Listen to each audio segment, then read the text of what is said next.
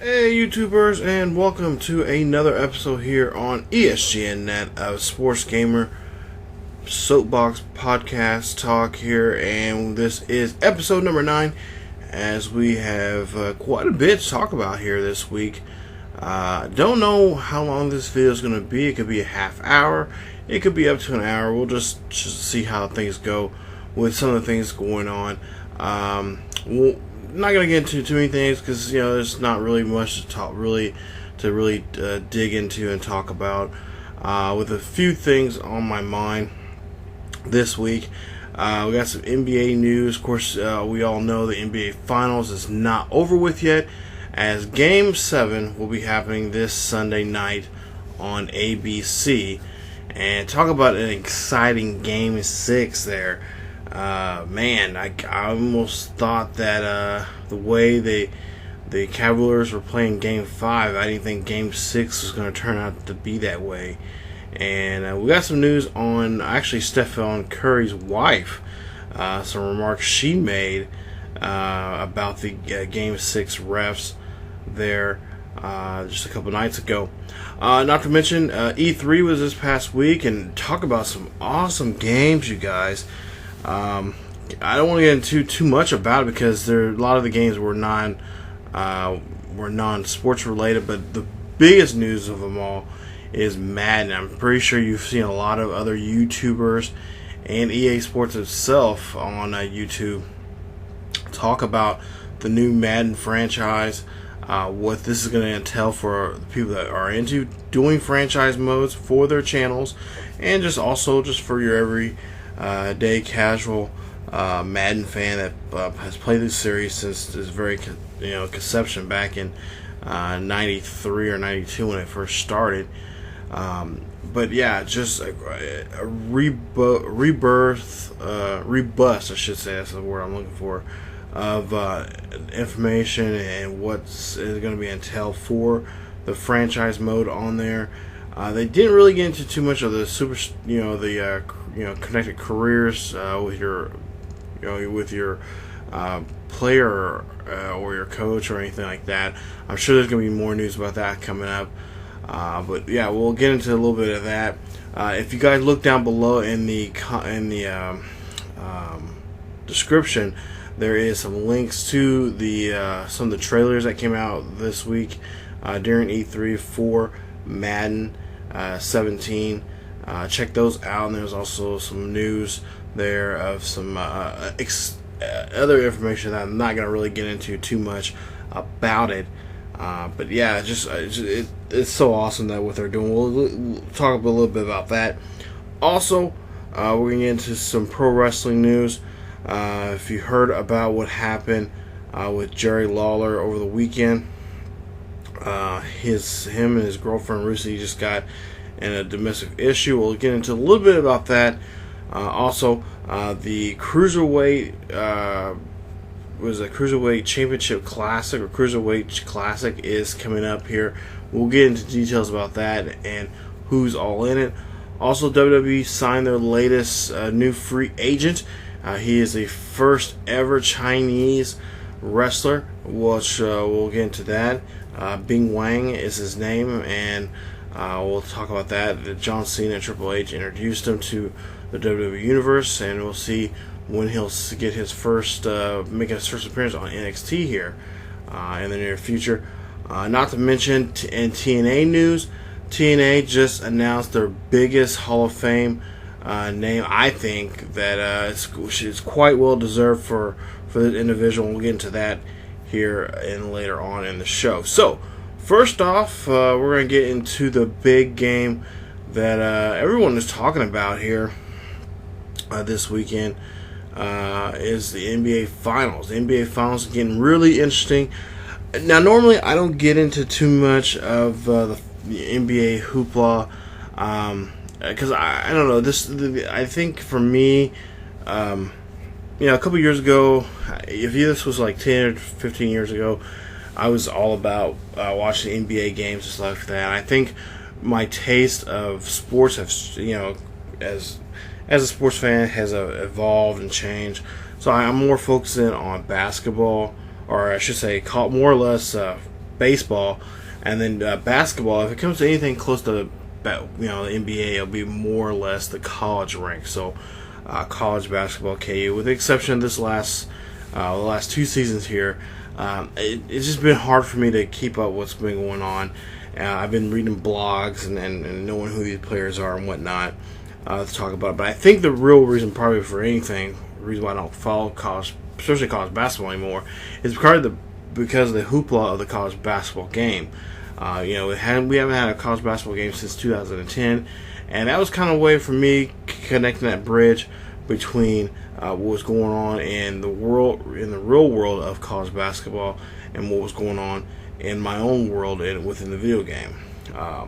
So, and the same thing goes with the NBA games also too. That was kind of my way of doing that. I have both last year's game of 2K15 and 2K16, and I'm trying to get into it again. I'm actually in the middle of trying to get a series started on 2K16 that I really want to get into, because I think the mode on that game is so awesome. I think it's so fascinating about how to put together a story in that game, and how this year, especially in 2K16, Spike Lee has took the reins of your character and what goes on with his career from the very beginning to the very end. Game 6 was very exciting. I actually watched quite a bit of it, down to the wire there. And, of course, a lot of people, if you're not it's pretty black and white. If you're not a Steph Curry fan, you're saying, hey, what's up with him getting off on, basically a penalty. If it was anyone else, they would be not playing in game 7. All he gets is a slap on the wrist. Basically, it's just he gets a fine, which I think it was $25,000, which is a pretty steep fine, which is fair, because honestly, let's get down to it, people. They need him there for the ratings. He's the hottest, one of the hot commodities right now in basketball, especially for the NBA, and especially for that gold, for the base area, Bay Area city there of Oakland and San Francisco. This is something really special right now for that community. So they need Curry in that game. If it was Green or maybe Thompson, it would probably be a different story. They probably would be sitting out in Game 7. On the other side, if it was LeBron, I think LeBron would get special treatment. If that was Kyrie Irving or anyone else like that, then again, those people would probably be setting out first half or whatever of the game.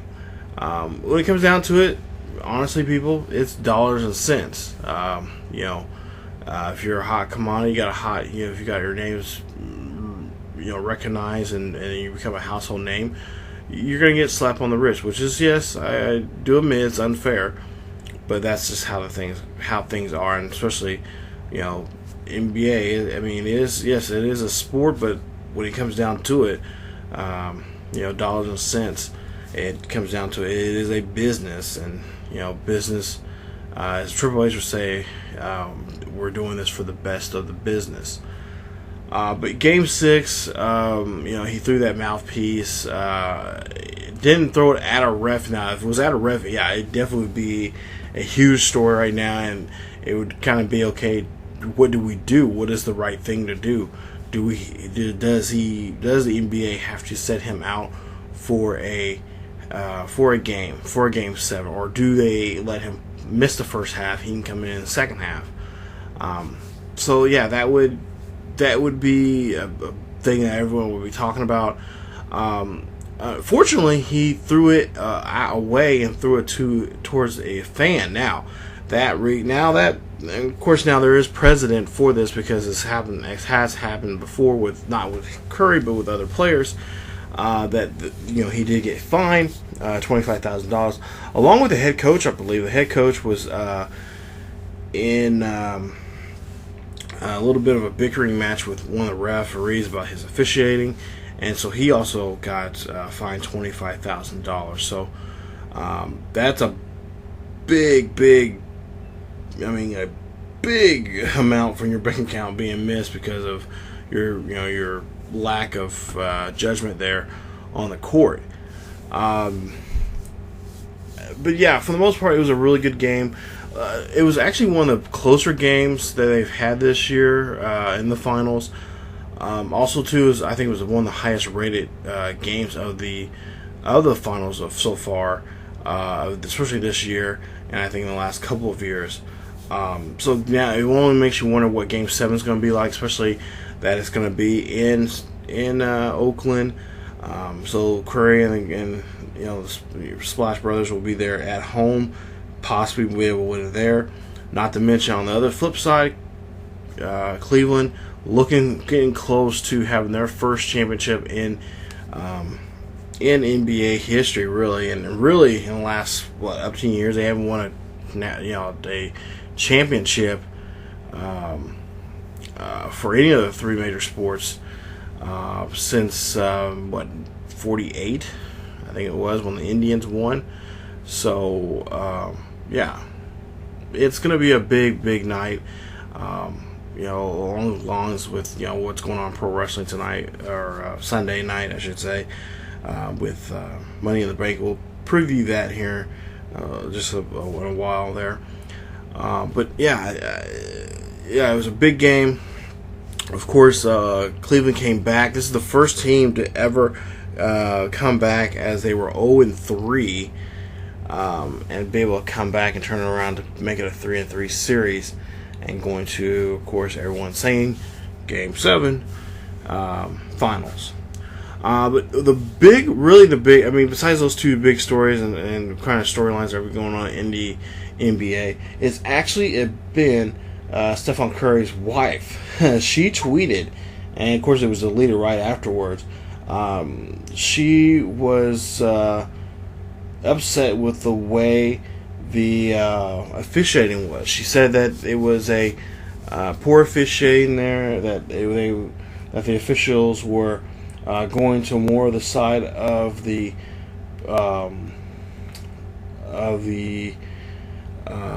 Cavaliers instead of the Warriors, which in some ways, okay, you realize like they have to be bipartisan for the most part.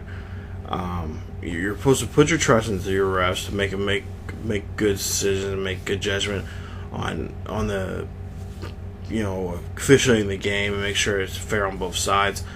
But to me, I know she was trying to stick up for her husband and everything, which is great. I think it's awesome. And I'm not trying to sound sexist or anything, but at the same time, hun, you gotta kind of leave it to your husband. He has to be the one to say this. I mean, even though it's not right for him to come out and say it in public, but it almost makes it look like he had his wife, say, even though it may not be the case, but it looks like that. If she's saying this, it's also because he was frustrated how the game was going. It wasn't going his way, and it happens that way, And of course, everyone's saying that the officiating is, and even I've been saying this throughout the series. Officiating's been kind of going one-sided, and then of course now the last these two games coming up, or these last three games, Cavaliers came back. It's kind of like, oh well, we're gonna even it out, and then we're gonna decide Game 7. If that is the case, I'm just saying, if that is the case, then they need to let them play. Just let them play. I think it's going to make the series a lot more fun. Up to the point where, if it gets too physical. If it gets too physical and guys are purposely hurting each other to make a basket and make a goal or dunk or whatever, then that's when it needs to be, let them play, but not to the point where it gets rough. If there is a foul, call the foul. Make the guy, if he penalize, make the penalties stick. I want to see good back and forth game. I mean, this has been probably one of the most exciting finals I've watched in the last couple of years. And I will say I'm becoming a LeBron. I mean, I've always been a LeBron James fan. Either way, if he was with the Cavs or he was with the Heat. When he won his first two there in Miami, I was really happy for him, excited. But I think even now that he's back with the Cavaliers, not trying to jump on the bandwagon or anything, but I would like to see him get one finally for Cleveland, and finally Cleveland people can shut up about getting a championship, which I know is important to them, especially if they've been a long life Cavaliers fan, and not just a Cavaliers fan, but a what do you call it? Cleveland Knight, Cleveland Knight. There, I would be happy to see them finally get a championship in that city, something they can be proud of and enjoy for that for years to come. Be immortalized as a team that they finally got NBA or a title in whatever sport, in the three major sports. They finally have one, something they can be proud of and talk about. Give them bragging rights for the year, and then of course they would have to work on getting to next year's championship. Working on a second championship there. But I'm not saying hand the championship over to them this year, but they've been fighting really hard and really well, and I think they were well-deserved guys that deserve it. Not saying that Oakland doesn't, the Golden State doesn't deserve it either, because they put up some really good numbers this year, especially record-wise. And I really think both teams really deserve it, but of course only one can take it. But if I had to put my money on it, I would like to see Cleveland take it all and finally win a championship for that city. But yeah, Game 7 is Sunday night, I believe, starting at 7. Or I think pregame might be at 7, and I think the actual game is at 8 Central. So it'll be 9 o'clock Eastern if you're on the East Coast. But yeah, check your local listings on that, and definitely if you're a fan of that, check it out. I'm going to try to watch it and try to watch the pay-per-view at the same time to see what's going on. I'll probably have the pay-per-view on my TV. I'll have the game on my computer so I can watch it there on the ESPN app or the ABC or whatever the app they have for the finals. I try to watch on that. Okay, now we're going to move on, and we're going to go to the NFL here, as we're going to get ready here for Madden 17. Now, Madden 17 doesn't come out until August, but it's never too early. At least this year, it seems like it's been kind of talked about pretty early here. Madden 17, recently this past week at E3, they just had their actually Madden Championship tournament. It's an eight contestant championship game, which if you rankings wise throughout the world, you got ranked, and then of course if you made the rankings, you were invited to Los Angeles for the tournament, and of course they have the celebrities there and everything. But this past week, like I said, was E3, and there's been a lot of buzz about how this year's Madden is going to be. Now, like I said earlier, there is a link down below for Madden News. We're going to get into a little bit of it. There are just some high points I want to talk about. But yeah, they're basically not redoing the franchise mode, but they're adding to the franchise mode now, adding some more depth to it. This year in franchise mode, one of the biggest things I think I'm really excited about them doing here, and it's been talked about for quite a few years now. I think I mentioned it about this time last year in a video that I was wanting them to do, and I think I mentioned it before during the season. I think I even mentioned it before in one of my Green Bay Packers franchise videos. But they implement the practice squad. Be able to have a extra set of guys you can have that are signed to your team with a but as a practice squad member. So they're not necessarily officially on the team, but they're on the practice squad team or scout team. And like I say, one of your guys on the team happens to go down because of an injury, or you trade a guy or whatever, and then you see a guy on your practice squad that's doing very, very well, and you think, hey, this guy can come up and he could probably be the huge X factor that we need to win games or change things. You can bring him up. So I think that was really cool. There's a article down below in the description there. You guys can read about it, all the different features in the game. But yeah, they've really added a lot of cool stuff. This year they're focusing on the special teams and what you can do with special teams. Apparently you can be able to block the ball. That's something I think when they do something like this, when they focus in only on one aspect of the game, I'm hoping that they'll add more stuff for the defensive side and the offensive side, and the different within those two sides of the ball, each specialized position, quarterback, wide receiver, running back, and so on, have enhanced their abilities and stuff like that they can do. But this year, game planning is very crucial. Now, last year's game, you had somewhat of a game plan. The goals that you had to meet on the screen, they usually told you, okay, you need to have the running back run the ball X amount of times, or he needs to make be able to run 30 yards in this drive, or make 3 passes to your slot receiver or something like that. Well, now this year they're going to implement that even more, and it's going to be really crucial on how you face your opponents. But the thing is, the game planning won't always be the same, and not to mention you can practice on that and earn extra XP during practice. I think it's so awesome. I think that's because that's something you need in that game. You need to do is be able to earn XP. Regardless of whatever you're doing, practice and on the field, to get your players up and make them better, make a guy better. Having a guy improve from week to week. At the same time, in some areas he would, if he's not doing so well, also be able to regress from week to week. Which I think, like I said, it's so awesome. I really want to get into it a lot more.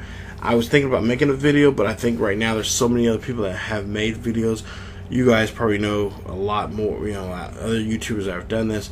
Definitely check those videos out, because I've actually seen some really good videos that others have put out. I don't want to say too many who they are or whatever, but there's some pretty good YouTubers out there that have put some really good videos talking about game planning and what to do. And like I said, for example, I'm looking at one of them right now. There's an offensive game plan, and it's prepping for the cover 2. And it's like maybe the Dolphins, they like to run the cover 2, and they tell you how many times they run that ball, or the percentage of times they run that ball during or make that play in the game. And so they say, well, you need to focus in on a counter, defensive. Defensive play to counter that. So I think it's really cool how they're doing that, and it changes from game to game. Within the game, during the game, it'll tell you, you may do this, and all of a sudden your game plan changes because maybe they're focusing on the passing, trying to throw the ball deep, or trying to throw a short game, getting a big game with a short pass, So I think it's really cool they're doing that in the game. There's more information about coming out here in the next couple of weeks about the franchise mode. There's big decisions where again, this goes with your game planning. These decisions you make could make or break your season. You may make a decision that could be the one decision, this one decision you have during the season could, teeter the balance of making to the playoffs, or saying, hey, we may have to, implode our team and, start from scratch and maybe wait a year or two to go to the playoffs. So I think that's really cool how they're doing that, and new features, stuff like that. And like I said, some of the features that I've seen, they're doing that really well. There are also some added some new features on here for people that want to play a quick game, which are called Play the Moment, where you play a certain types of big moment plays in your game.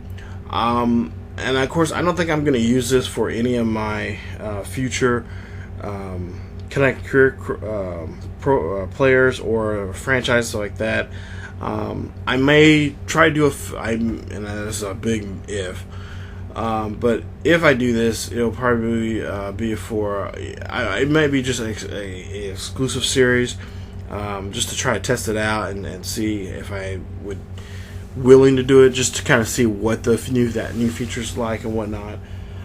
So it might be something I might tinker around with, but for sure, if it does become a series, it'll be a very exclusive series. It wouldn't be on the channel as much. So just bear with me on that. But reading what is going on with Madden this year, definitely check it out. Like I said, the links are down below. Go to easports.com/Madden-NFL. Check those out, and there's also, like I said, some really great videos on YouTube talking about E3, what happened this weekend at E3, and not to mention there's some really great games coming out this year for both for the Xbox 360, PC, and even the computer. I mean, even on the PC, there's some really cool games coming out, and I think it's going to be a really interesting holiday season with all the new systems. I know next holiday there's supposed to be a new Xbox S. It's the Project Scorpion system, so yeah, that's going to be coming out. And I was looking at that, I was like, I don't know. I'm not much of an Xbox fan, but I mean, it looks like a really cool system, but I don't know. I think it's too soon to have a new system out there right now. And especially for what they're asking for that, I think it's like a $400 system, so it's pretty steep. But anyway, yeah, just definitely check out the website there at EA Sports about Madden 17. Like I said, there was so much information about it. I didn't want to get cram all that and talk about that, because I can go on and on about the new features in franchise mode, and I think they're supposed to, like I said, later on they'll eventually release some more information about the new things you can do with your Connect Careers player. Something I wish they would implement, and I'm hoping EA Sports, if you're listening to this, or someone knows someone of EA, let them know. Let's do something about creating a player for one game and move them over to the next, just like they do in the baseball games with NBA or MLB The Show. They will have that player move over to the next year's game, and still be able to use all the new stuff you have in that following year's game. Just add on, build on to that character. Because right now, I'm loving the way I have Matt Marvel's season going on right now, and what he's able to do and stuff like that. So that's something they need to try to work on for future games, and hopefully they can do that. Alright, in Major League Baseball news right now, the Cubbies looking very sharp right now. They are playing some really good baseball. They're still one of the best teams in Major League Baseball. They're still in the hunt to keep their season alive. Last time I checked the standings, let's look and see here. I know they're in first place in the Central, in the National League Central. They are, they're still in first place right now. The Cardinals are roughly somewhere around 12 games behind them or so right now. But yeah, the Cubbies are, just playing as a team right now. Hopefully this momentum can continue on We're getting close to the All-Star break. All-Stars break is probably about 3 weeks away. And, I'm hoping there'll be buyers when it comes to the, when it comes to purchasing other players in trades during the trade deadline. So that's going to be really fun to see how that's going to be played out. A lot of ways, I was telling one of my good friends who's a big Cubs fan, I told him, I was like, honestly, the way you guys are playing right now, this would probably be a great year. And I think it'll be I think it'll probably be better than the year Boston, it won't ever compare to the first time Boston won the World Series after, the first time they won it. But playing against a team like Boston, I think it would be a great Cubbies-Boston matchup there. Because that's something I wanted to see a couple years ago. I think we could have seen it. I think it was the year that Bartman try to make the whole Bartman situation was going on. I think that was the year that Boston was red hot, and a lot of people were saying that was going to happen. This might actually happen this year. I mean, that Boston and of course Chicago went, going to the World Series, and I would love. I mean, if that would be the case, I'm sorry, Boston, but I might put all my chips on Chicago right now. Even though Boston is right now is the highly producing runs and scoring runs and home runs, stuff like that right now, all in offensive categories right now, in both leagues, but really overall in Major League Baseball. The Cubbies, man, right now, I mean, they are playing some really good baseball, traditional style baseball, playing as a team.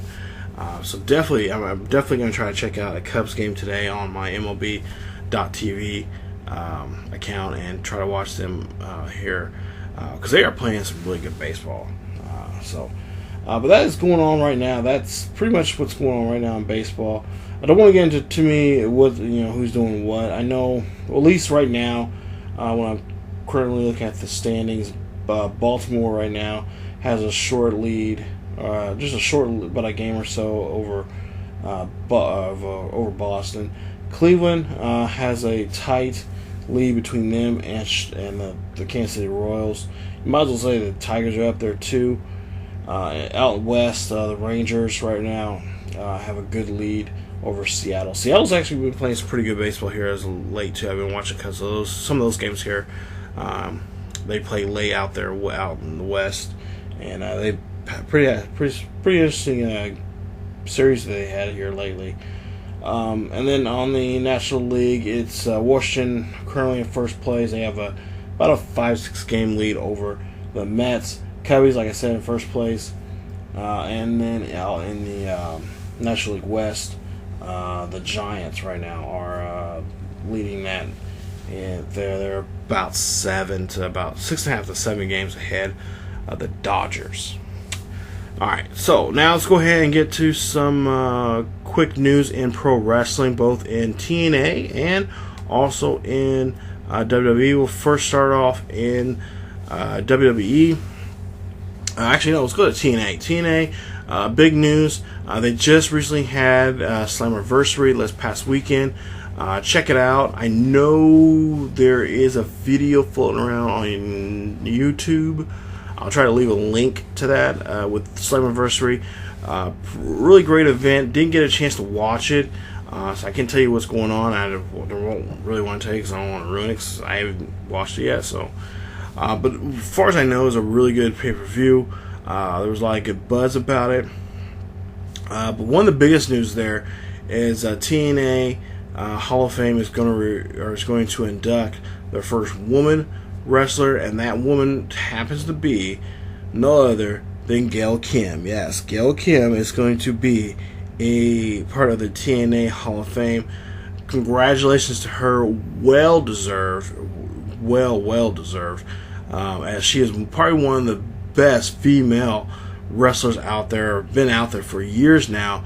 And I always say, WWE, you guys screwed up so bad and utilizing her in that women's division. She right now, if with this whole rebust of the women's, and it's easy to say she was part of, she was the start of the revolution of women's wrestling, because she is kind of the one of the in this case, grandmothers of female wrestling, because she was, she went in there and she did work.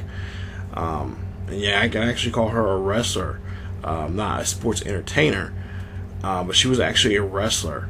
And the entertaining part was just extra. It was just a cherry on top of the sundae. But yeah, WWE, when that little time she was there, she was kind of dating Daniel Bryan at the time, I think, in real life and also on screen. But yeah, congratulations to her. She's going to be a part of the TNA Hall of Fame, and she'll be inducted at Bound for Glory in the fall, there I think in October. So congratulations to her. But yeah, I'll leave a link down below on the TNA Slammiversary. Of course, TNA is celebrating their that's their big show. They celebrate their anniversary of their company, and so yeah, it was a good. At least what I've been reading about is a really good pay-per-view. A lot of people were satisfied with it, and people said they had a feel of kind of a rebirth or resurgence in that company. As you know, there's so many things currently going on with that. I know for a fact that still keeping in TNA news, a lot of people in WWE were actually looking at the Matt Hardy and Jeff Hardy storyline, which they had a weird kind of. It was kind of cool, but it was a kind of weird promo of that, and a lot of WWE officials were actually looking into that and whatnot. And there's a source out there close to WWE said that that they actually did a pretty good job with. They thought, from their point of view, that TNA did a good job with that, with Matt and Jeff and whatnot. So yeah, and of course I think right now Jeff said that he would like to end his career with the WWE by being in a pay-per-view match at WrestleMania and a Hell in a Cell match. Unknown who he's going to face. But yeah, I would love to see that. Matter of fact, I was just recently watching the WWE Network, and I was watching them when they first appeared in the WWE. Right now, I'm in the Attitude Era, and I'm about in the summer of '99. So you got the Hardy Boys, you got the Acolytes, and you got Edge and Christian all going for the WWE Tag Team title, which is, I think, it's so cool. And then of course the Dudleys were involved in the middle of that, and I think we're getting close to that first TLC tables, ladders, and chairs matchup that all three teams were in, which was very, very famous, which got them pretty much all started their stardom in the tag team division, which made that tag team division at that time very, very hot. Yeah, let's continue on, and let's go to some there's some bad news that came out this weekend. Over the weekend, it was said that, according to TMZ, that Jerry Lawler and his girlfriend, I think soon to be fiance currently right now, were involved in a domestic dispute. Jerry Lawler, as you know, he is the color commentator of Thursday Night SmackDown, which of course will be on Tuesday nights here in about a couple of weeks. Lawler involved in a fight with his girlfriend. Allegedly, there's a gun involved in all of this. And both his girlfriend and him were arrested there in Memphis, Tennessee. I believe, I'm trying to look and see here. Yes, officials arrested the 66-year-old wrestler and the 27-year-old fiance by the name of Lauren McBride at Jerry Lawler's house on Thursday night in East Memphis. News outlets are citing as the officials Duvall say that the couple told officers they got into an argument over that turned into violence. McBride said that Lawler hit her in the head and pushed her against the stove. Lawler says that McBride scratched his face and kicked him in the groin. So police arrested both people, and they spent the night in jail. Lawler was released Friday and said that he appreciates his fan support. Records show that McBride was set for release on her own recognizance, and of course WWE has suspended Lawler, and he'll be suspended for some time here, probably anywhere from 30 to 60 days from television. After, once they can get his legal issues, figured out and whatnot. And this is coming out of both of ABC.com. ABCnews.com, and also from TMZ.com. But yeah, we won't see him on television. I believe Byron Saxton will take over. Will come over from Raw to SmackDown. Well, he'll actually be on Raw and SmackDown. And this is really bad timing. If you guys remember, just a couple of weeks ago, actually, Adam Rose got involved with him and his wife. They had a domestic dispute, and then he was suddenly released quickly. Of course, a lot of people say that he was going to go ahead and be released anyway because WWE were involved in a lot of releases for other superstars. Because I believe there's still another round of cuts coming up here soon. As of course, everybody is we're getting ready for this whole big brand extension. Where there's going to be a draft coming up here soon. Both Raw and SmackDown will be having a draft, which the last time they had one was back in 2011, and they're bringing that back here. So that'll be the battle of the brands. Of course, with this new extension, I believe NXT will be a part of that. So there could be superstars going from Raw to maybe NXT, or from NXT to Raw, or NXT to SmackDown, or SmackDown to NXT. So yeah, there's a big, there's big things going on here coming up, and like I said, this is poor timing right now. And hopefully Lawler and his girlfriend, Lauren McBride, can get themselves situated and hopefully get some counseling on that, because WWE has a zero tolerance to domestic disputes, coming off from so many other just domestic disputes, not just within their own realm of sports entertainment, but just coming from us as members of society, not letting this domestic dispute going on. Especially, we heard so many stories from what happened with Ray Rice and so many others in the NFL. WWE has now themselves have now taken that approach of having zero tolerance to domestic issues. So if you guys, I will leave a link down below on that for you guys. So that'll be down there in the description. Let's keep moving on here with the news on the WWE Cruiserweight Classic coming up. It starts on June 23rd, I believe. That is this coming Thursday. It's a big tournament that the WWE had recently just had on. I think they had this. It's been a month or more. This tournament they've had. There's some pretty recognized faces and names that were involved in this classic. Some past Cruiserweight champions, also some new faces, which I'm really interested to see who's all part of this. There was a couple of names that were said. Some of the names were from from some guys that are a part of the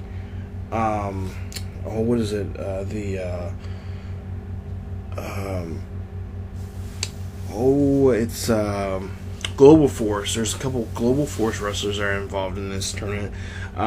other past Brian Kendrick was another name that was a part of it. But this Classic's coming up here. It's going to be, like I said, on Thursday on WWE. It's going to be an aired event. Definitely check it out. I don't now. Of course, this is all said so and say so and whatnot from different sources. And actually, one of the sources was actually from Jerry Lawler himself. This, which was just a week or so ago, that the WWE announced that they were having for their pay-per-views, they're going to have 2 pay-per-views a month. One pay-per-view for both brands, both for Raw and SmackDown. And then, of course, the Big 4, Survivor Series, SummerSlam, WrestleMania, and Royal Rumble, they would have a joint, a joint show like they did back in, from, 2001 to 2011. So they're doing that again. But there'll be 2 pay-per-views every 2 weeks. One of the 2 shows will have their own event. Will be exclusively just Raw superstars or exclusively just be SmackDown superstars. And I think, at least from a pretty good different sites, different wrestling sites said that NXT will probably be sprinkled in there within some of those within those 2 brands pay-per-views, along with their own of course, their own pay-per-views they have every month or every other month or so with their takeovers there. So that's going to be really cool. If that is true, that's going to be really cool to see them be able to have stuff exclusively for a certain brand, for those certain people that enjoy seeing whatever superstars that brand they're into. So especially with NXT being sprinkled there and having that those 2 worlds collide, your main rosters going up against possibly your NXT guys and mixing and blending and stuff. I think it's gonna be really cool. It's gonna make the brand of WWE even better, and not to mention having more people. I think I said this before in a past video, making people go back to the network more often than they do. Because at least what I've known, with the exception of me, I've actually been on the network here the last month or so, almost on a daily basis, watching old pay-per-views, especially like old Money in the Banks and stuff like that. Traditional old school pay-per-views. Usually this time of the year, it's usually King of the Rings. So I've been watching a lot of the past King of the Rings, and just kind of get myself in that mode of wrestling and just get myself hyped up and psyched for the big Money in the Bank pay-per-view, which is one of my favorites of the year by far.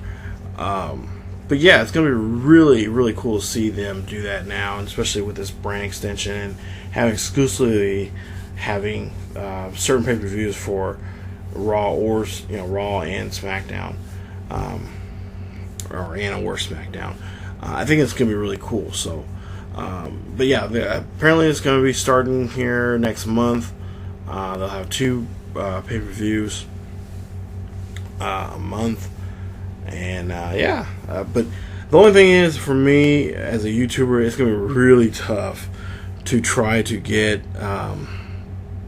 videos out for you guys when you do your pay-per-view predictions here and whatnot. So, and I was just sitting here thinking, and I was telling a friend, I was like, I just, Slammiversary just came up and everything. I was like, it'd been really cool to do a TNA version of what I do for the WWE, which is the pay-per-view predictions. And he's like, well, how about you do it? It's something different. No one's really done it. There's not too many people that do it. I'm like, yeah, it's true. But now, trying to get that going and it's like, whew, man, WWE, you're killing me here. It's getting tough now. So, but yeah, I think it's really cool, and I can't wait to see how that's going to be about here. Here in a couple of weeks, I think 3 more weeks, then we'll have the draft. So we'll have a video. We'll have a pretty good video about that. What my draft, if I was doing the WWE for Raw and SmackDown, how I would have it and how balanced it would be and whatnot, and what title. So that'll be coming up here. I'm actually kind of working on that right now. as we speak. So let's go ahead and move on to the final, actually one of the last two things we're going to talk about here on the show this week. WWE just recently signed a new superstar, and he's a Chinese-born wrestler. Yeah, and this is a big deal because we have not seen, with especially with Chinese superstar. And we've had a lot of Japanese, but not too many Chinese wrestlers. But 22-year-old Bing Wang has signed a developmental contract with Triple H and the WWE. Bing Wang is a wrestler from China, and I'm trying to see here the information about him as I'm trying to pull this up here. Bear with me. Making him the first Chinese athlete to have the opportunity to train to become a WWE superstar. Triple H, the executive vice president of talent, live events, and creative, he sought over this historical event. They brought John Cena to the event, of course, John Cena, as he's I'm the face that makes the place. Was there to welcome Bing Wang, and it said this in a quote, and it was from Wang's point of view. It's an honor to be the first Chinese talent in WWE history. There are no fans in the world that show the same passion as the WWE Universe, and I look forward to training and developing my skills so I can perform for them in the future. So that is a big honor. Believe also too at the signing, he got an endorsement from from Yao Ming, of all people. So that's a big deal. Yao Ming, I'm trying to get him. Get an endorsement for him and kind of help him get Bing Wang's career started. Of course, there's no timetable yet of when he's going to debut in the WWE, but I'm sure it will probably be here, depending on his development here. It could be here, here with the next probably a good year from now. So he'll be down there in NXT training, and like I said, this is a big deal.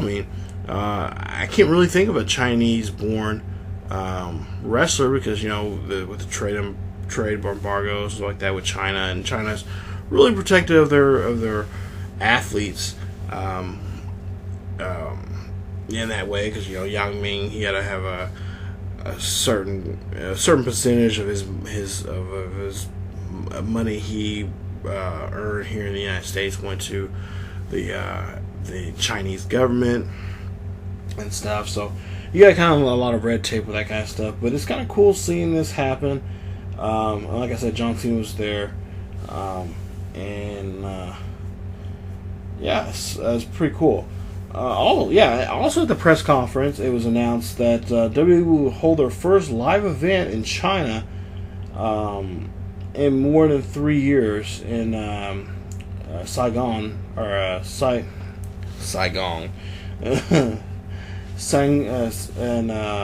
There in Beijing, and it should happen sometime in as early as this fall. They also agreement with PPTV to deliver Raw and SmackDown in Mandarin. So people in China could be watching Monday Night Raw and Tuesday Night SmackDown sometime in the fall here, and be a part of the WWE universe. So I think that's great. WWE is doing a good job here of getting their brand out there to a bigger, especially a country like China where there's 1 billion people there. That's just gonna make your fan base even larger, and so that's gonna be really cool. You know, and I think eventually, I mean, the way they sound, I mean, I know WWE was trying this. They tried it it was actually just last year. It'll be a year now here, coming up here in about another 2 weeks. On the 4th of July last year, they were in Japan. And I'm hoping they'll do a lot more pay-per-views overseas, like your Money in the Banks or your Survivor Series, like that. You know, because I remember, I think the last time they had an international pay-per-view, I think it was SummerSlam '92, which was in England. It was in Wimbledon, when the British Bulldog faced Bret Hart. I think that was the last big pay-per-view they had overseas. And I think with the fan base they have now today, especially you can add in NXT in there and do a big show. I think this is something I think a lot of fans will really enjoy. So going to, go to London or go to Beijing or go to Japan or Moscow or Australia, places like those, Brazil, so like that, doing a big show, pay-per-view, having one of their big 4 pay-per-views go down there to another country. I think that'd be so awesome, be something different, and not to mention, try to get some local talent in there, showing off some of the local wrestlers and superstars down there, to really, you say you're a worldwide company, well, let's have a worldwide competition with people from all parts of the world and see, and introduce them and show them off and showcase them as super, especially with the aspect of wrestling. So that's definitely something that I think would be really, really cool to see, and maybe that's in the plans. I don't know yet, but hopefully, that's something that Triple H and all of them can think of for the future of the WWE. Okay, so let's go ahead and talk about, of all things, which we're, for the most part, getting ready for this weekend, which is Money in the Bank. Money in the Bank pay-per-views predictions are going to be up on Sunday. I believe the first one is at 11:30 in the morning, and they go off all the way through, all the way to about an hour before the kickoff show. So we'll have all those matches. There are actually a couple matches that they just announced here not too long ago that I'm working on, and those should be up too on Sunday. So just check out the videos all weekend long, or check out the channel all weekend long for those pay-per-view predictions. But I'll go ahead and go down the card here real quick. Looks like for the kickoff show, there are going to be 2 matches. It's going to be the Lucha Dragons versus the Dudleys. I'm going to have to say I put my money on the Dudleys on that match up there. You got the Golden Truth versus Breezango, if I'm saying that correctly. I'm going to have to say Golden Truth is going to get that one. I think they're going to get their shit together and finally win a match.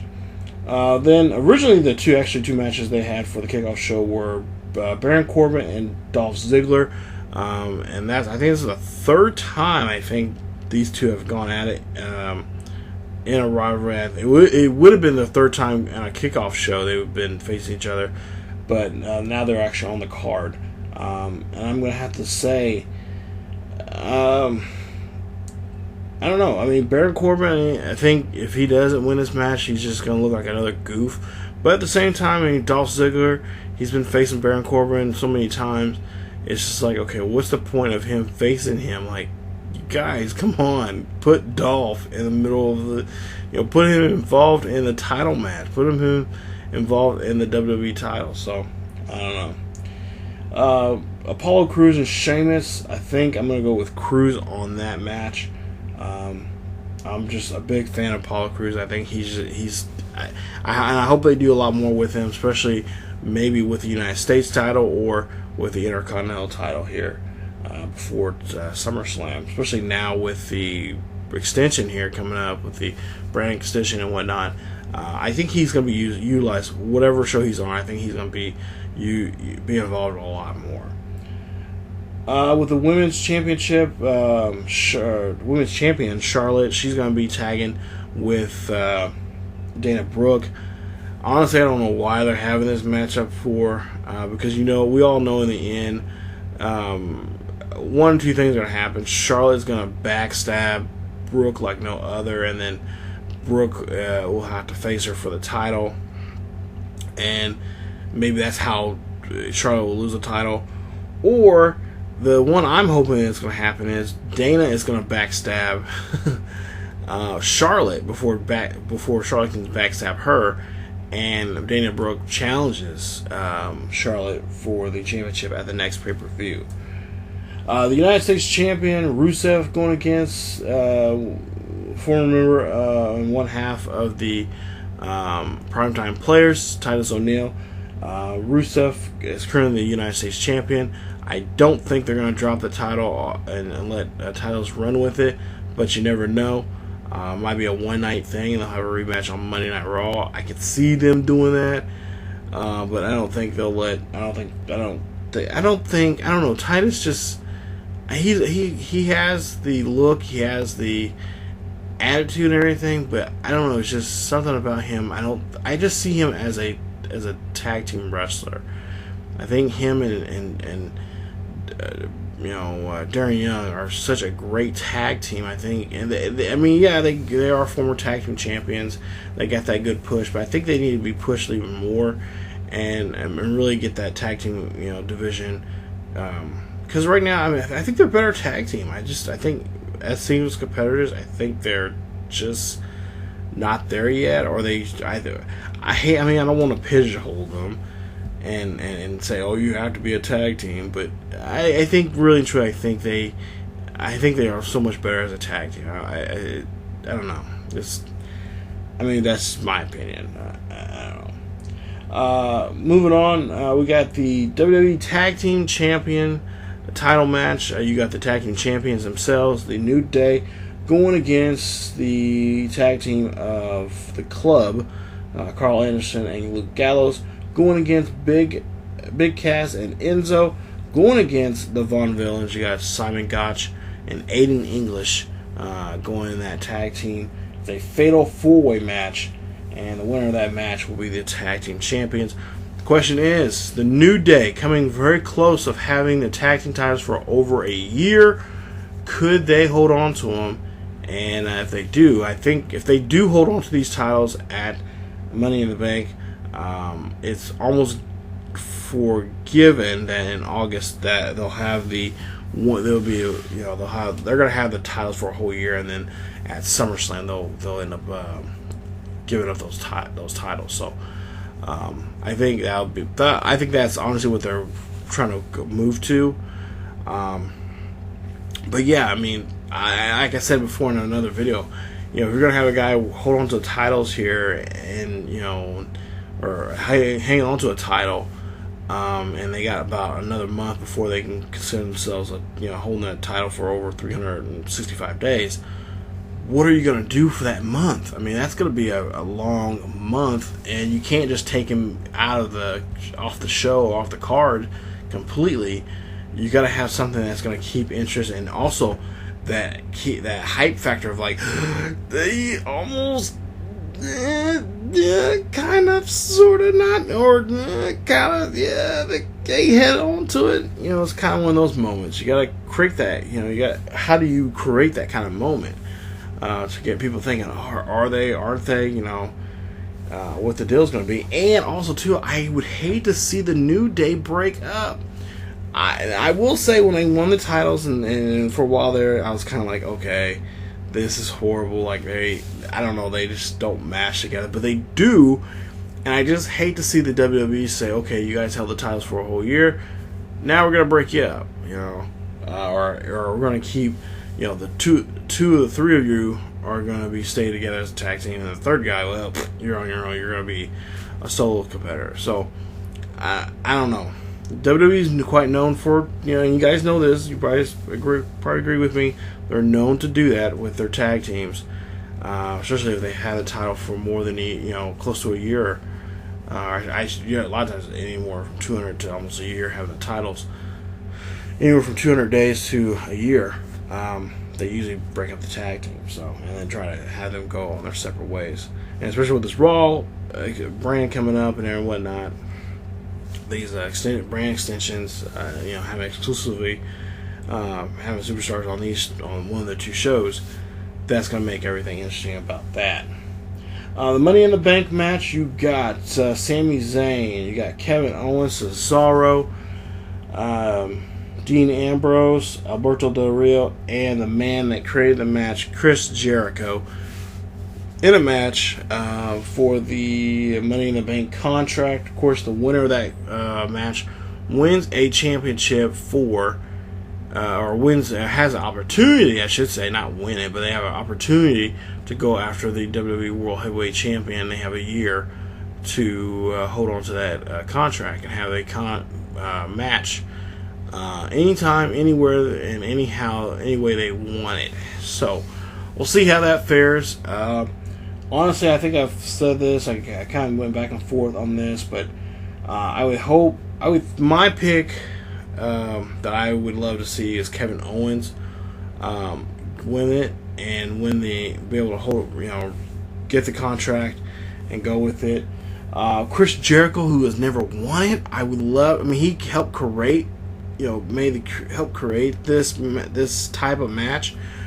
I would love to see him get it and have him move on as WWE World Heavyweight Champion before he, a lot of people are saying that this could be his last run in the WWE.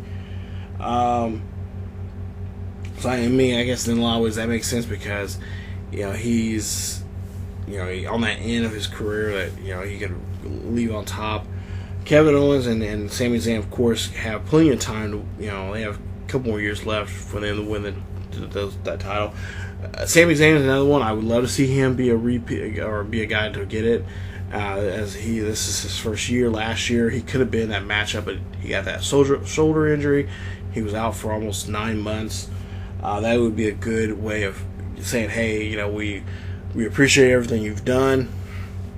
Here, we're gonna let you go, take the title, get it, and then have you win the title, and then all of a sudden take this, sweep the rug out of your feet, and then, hey, we're going to stick Kevin Owens after you, here's Kevin Owens, deal with him, try to keep the title.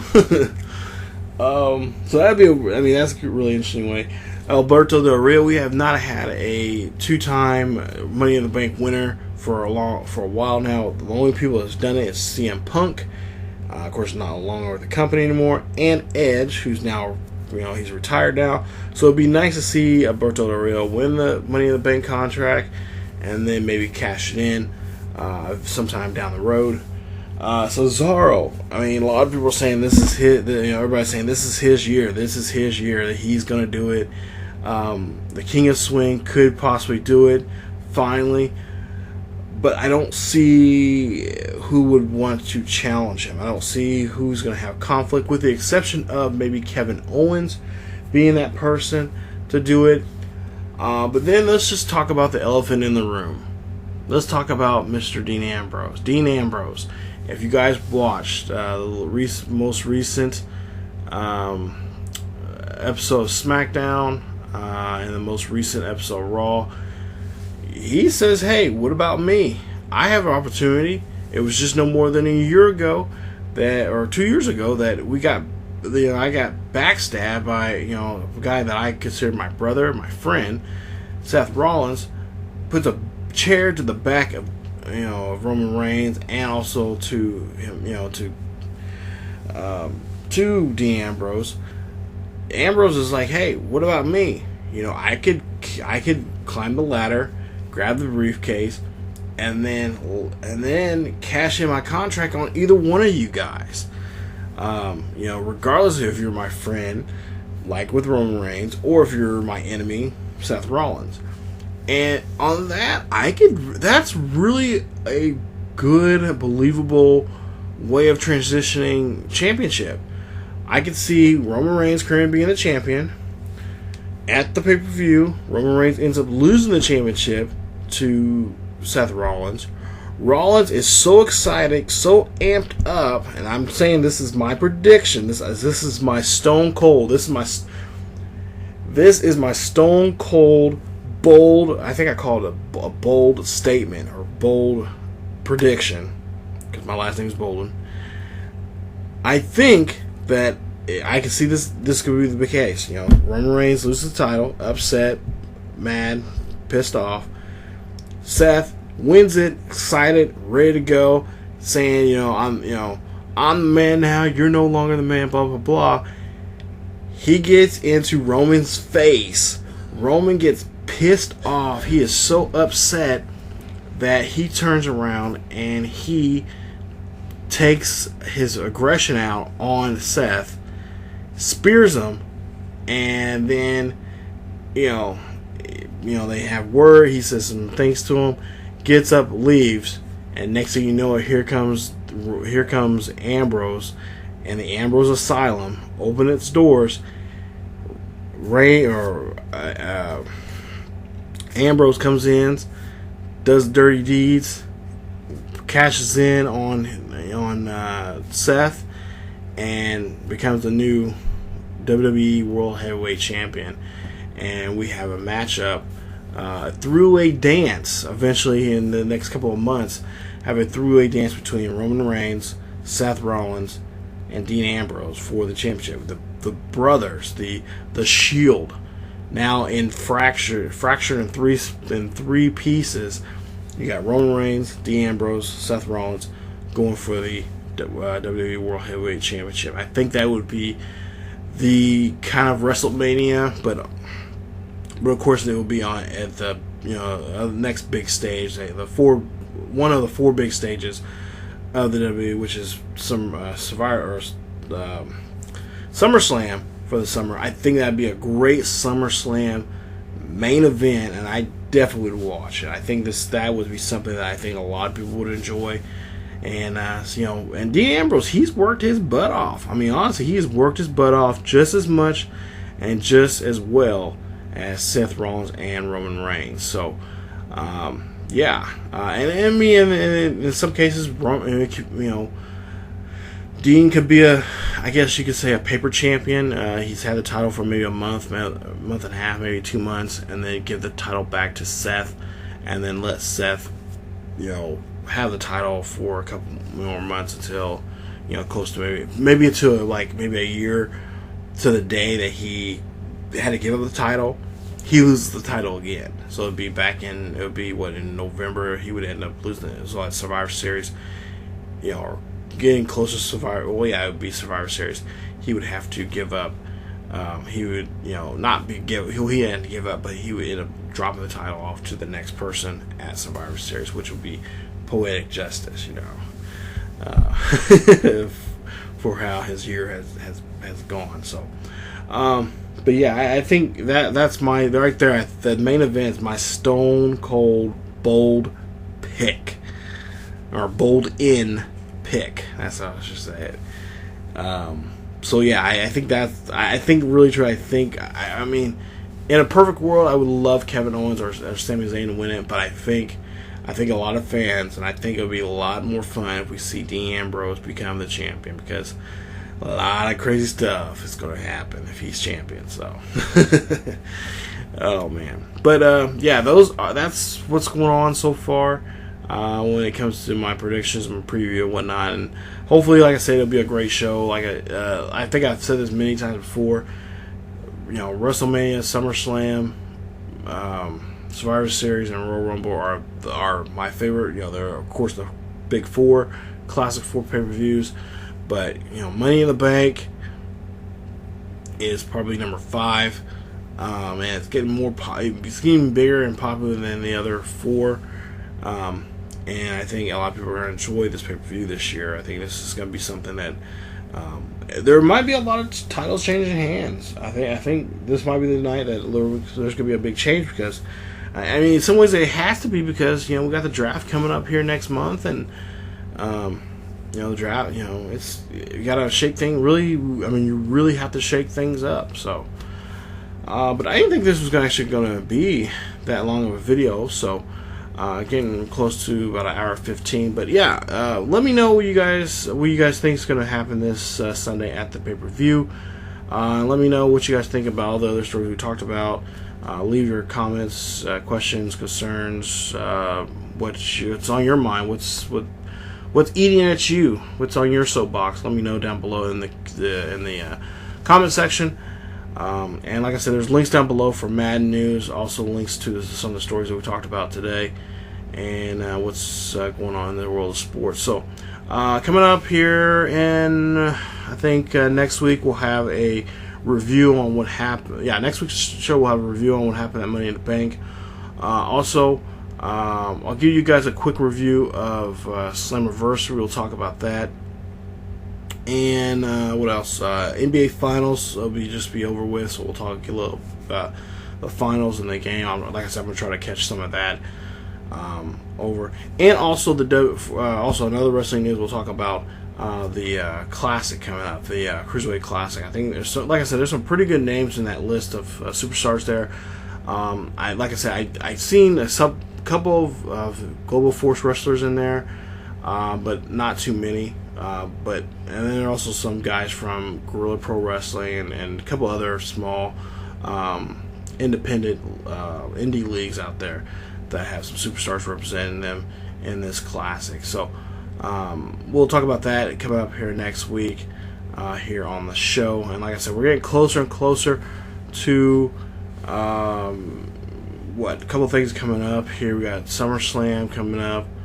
We got the Raw, my Raw SmackDown draft. What I think is what's going to happen. I'll talk about that coming up here in the next couple of episodes. I think it's in the next. I think it's episode 12 or 13 where I'll be talking about that. So, like I said, that'll be a one whole episode where we'll talk about that here on the Soapbox Talk. So, thank you guys for watching.